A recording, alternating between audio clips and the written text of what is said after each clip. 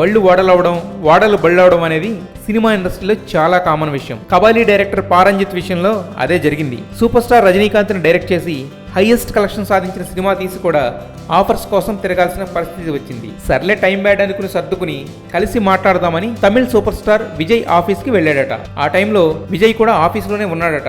కానీ Vijay assistants sir ఆఫీస్లో లేరని తిప్పి పంపారట.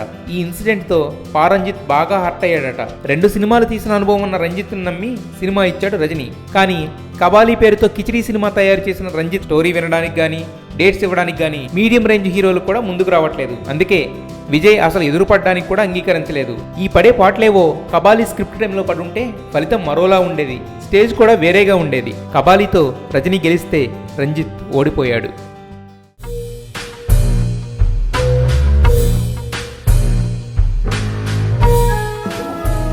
ఓకేనండి, ఇంట్రో స్టార్ట్ చేసుకోవచ్చు. అదేంటండి మేకప్తో వచ్చారు? ఏ అంటే షూటింగ్ నుంచి డైరెక్ట్గా వచ్చాను. ఈ ప్రోగ్రామ్ పేరే ఫ్రాంక్లీ విత్ అన్నారు. అండ్ మీరు దీంట్లో ఎంత ఫ్రాంక్గా ఉంటే అంత బాగుంటుంది. నాకు తెలిసి మీరు ఇస్తున్న మొదటి జనరల్ ఇంటర్వ్యూ ఇది. ఎస్. అండ్ మీరు దీంట్లో ఎంత మనసు విప్పి మాట్లాడితే అంత బాగుంటుంది అని నేను కోరుకుంటున్నాను. అండ్ ఇలా మేకప్తో ఉన్నారనుకోండి, మేకప్ ఉన్న మాటలే బయటకు వస్తాయి. నాకైతే మేకప్ లేని మాటలు కావాలని కోరుకుంటున్నాను. ఇందులో